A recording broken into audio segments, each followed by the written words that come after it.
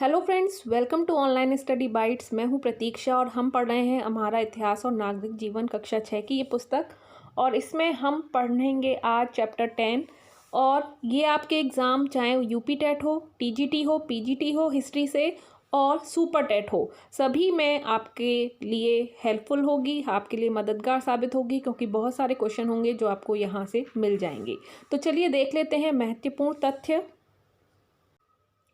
आज जो हम चैप्टर 10 पढ़ने वाले हैं उसका नाम है पुष्यभूति वंश, जिसमें हम पढ़ेंगे हर्षवर्धन के बारे में, उसके प्रारंभिक जीवन, राजनीतिक और सांस्कृतिक उपलब्धियां, वेनसांग की दृष्टि में भारत। तो इम्पॉर्टेंट चैप्टर है, आपको क्वेश्चन ज़रूर मिलेगा। तो चलते हैं 10 चैप्टर की ओर। अगर वीडियो अच्छा लगे तो प्लीज़ लाइक ज़रूर कर दें, शेयर करें और कमेंट करके ज़रूर बताएं कैसा लगा वीडियो, और चैनल को सब्सक्राइब करके बेल आइकन पर प्रेस करना ना भूलें।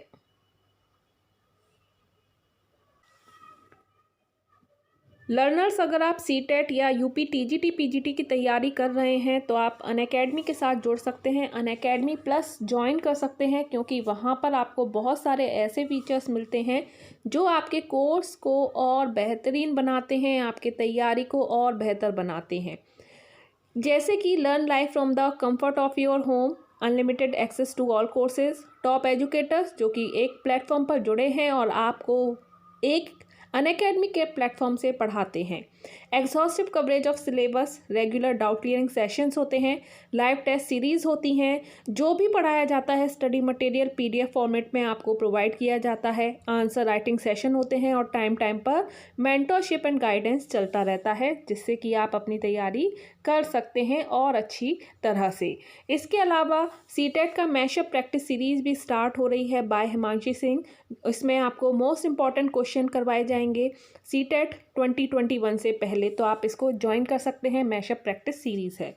अगर आप UP TGT PGT special social science की तैयारी कर रहे हैं तो इस सौरभ शर्मा के द्वारा आप इस कोर्स को भी ज्वाइन कर सकते हैं।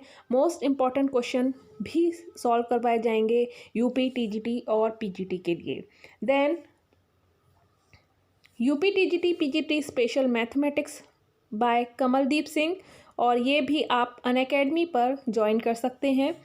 देन कॉम्प्रिहेंसिव बैच कोर्स भी स्टार्ट हो रहा है 1 दिसंबर से, तो आप इसको ज्वाइन ज़रूर करें। और इस कोर्स में आपको सारा सिलेबस जो है कंप्लीट करवाया जाएगा, और ये आपके टेट के एग्ज़ाम के लिए बहुत ही हेल्पफुल है। अगर आप किसी भी स्टेज पर हैं, आपकी प्रिपरेशन कैसी भी है, तो आप इस कोर्स को ज्वाइन करके और तैयारी अपनी अच्छे से कर सकते हैं, अपने डाउट्स क्लियर कर सकते हैं। और ये जो कोर्सेज़ हैं, आप इसके लिए सब्सक्रिप्शन ले सकते हैं अपने टाइम के अकॉर्डिंग, 1 मंथ, 3 मंथ, 6 मंथ और 12 मंथ। यहाँ पर आपसे एक रेफरल कोड पूछा जाता है, इसमें आप प्रतीक्षा लिखकर इन सभी में 10% का डिस्काउंट भी पा सकते हैं। आज ही डाउनलोड करें अनअकैडमी लर्निंग ऐप। सभी कोर्स के लिंक आपको डिस्क्रिप्शन में मिल जाएंगे। तो 10 चैप्टर ओपन हो चुका है, जिसका नाम है पुष्यभूति वंश। संगम नगरी इलाहाबाद में माघ के महीने में माघ मेला लगता है। कुंभ एवं महाकुंभ का पर्व मनाया जाता है। इसमें दूर दूर से लोग आते हैं, और आज से लगभग 1400 वर्ष पूर्व हर्ष नामक राजा भी यहाँ प्रति 5वें वर्ष यहाँ पर आते थे और धर्म सभा करवाते थे। यहाँ वह अपनी 5 वर्ष की संचित संपत्ति का दान करते थे। तो ये बात हो रही है इलाहाबाद की, जहाँ पर कुंभ मेला लगता है। गुप्त काल से लगभग 100 वर्षों के बाद उत्तर भारत में एक नई शक्ति का उदय हुआ, जो पुष्यभूति वंश या वर्धन वंश के नाम से प्रसिद्ध था। उसकी राजधानी थानेश्वर, जो अंबाला जिला है वर्तमान में, थी। और इस वंश का प्रथम राजा जो था वो था प्रभाकर वर्धन।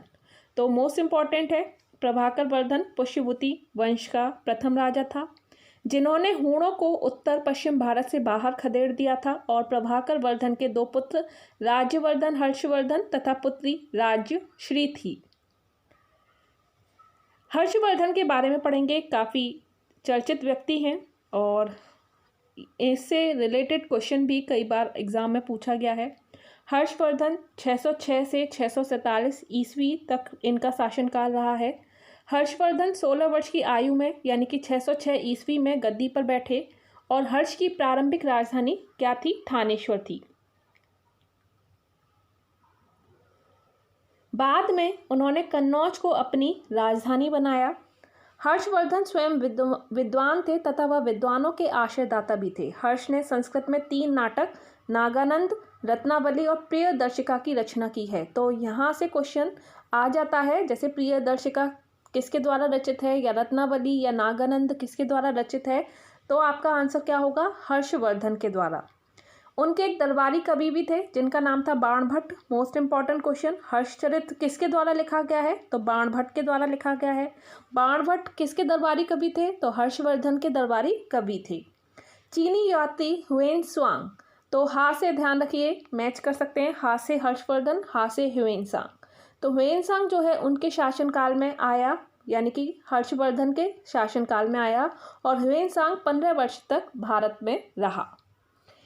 वर्धन काल ह्वेन-त्सांग की नज़र से हर्षवर्धन एक प्रजापालक और उदार शासक थे। उन्होंने जिन राज्यों पर विजय प्राप्त की थी उन राजाओं ने हर्ष की अधीनता स्वीकार कर ली। हर्ष का बौद्ध धर्म से लगाव था। उन्होंने कन्नौज में एक विशाल धर्म सभा बुलाई। वह बहुत दानी भी थे और हर साल प्रयाग के मेले में क्या करते थे, दान देते थे।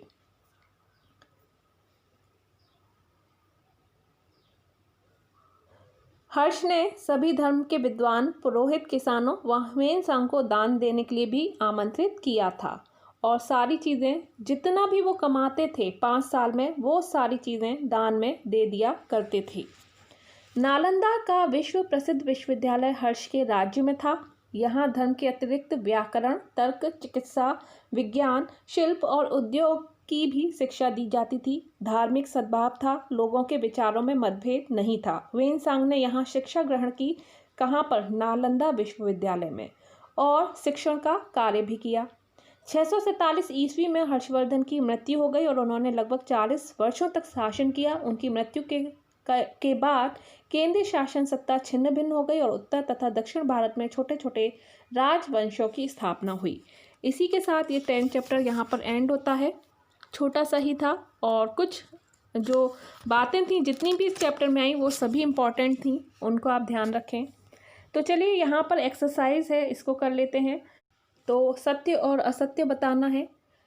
पहला है, हर्षकालीन इतिहास जानने का मुख्य स्रोत चीनी यात्री फाहियान का विवरण है। तो ये बिल्कुल गलत है, क्योंकि जो हर्ष के समय में चीनी यात्री आए थे वो थे ह्वेन-त्सांग।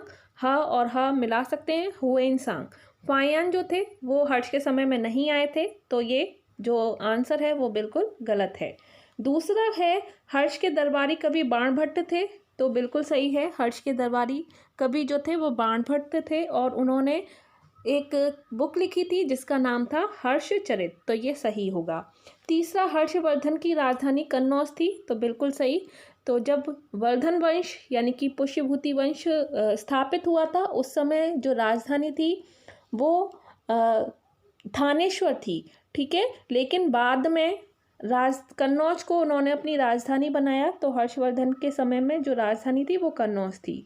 लेकिन अगर क्वेश्चन आता है कि पुष्य या प्रभाकर वर्धन के समय राजधानी थी, या पुष्यभूति वंश जो वर्धन वंश है उसकी स्थापना के समय जो राजधानी थी, तब आपका आंसर क्या होगा, थानेश्वर होगा।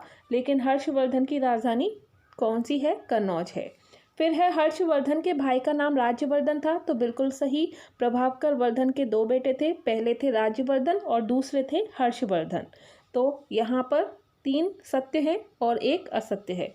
इसके बाद हम चलते हैं रिक्त स्थानों की पूर्ति पर। तो वर्धन वंश का प्रथम शासक कौन था, ये आपको बताना है। और वर्धन वंश का जो प्रथम शासक था उसका नाम था प्रभाकर वर्धन, प्रथम राजा प्रभाकर वर्धन। दूसरा है, हर्षवर्धन के 3 नाटक कौन कौन से हैं। पहला नागानंद, दूसरा रत्नावली और तीसरा प्रियदर्शिका। तो तीनों नाटक की रचना हर्षवर्धन के द्वारा की गई है। तीसरा है, हर्षचरित के लेखक कौन है, तो बाणभट्ट हैं, जो कि हर्ष के दरबारी कवि थे।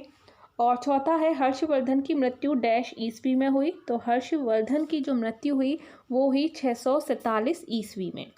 तो यहाँ पर चारों के रिक्त स्थान हमने कर लिए हैं। इसी के साथ हमारा ये वीडियो का एंड होता है।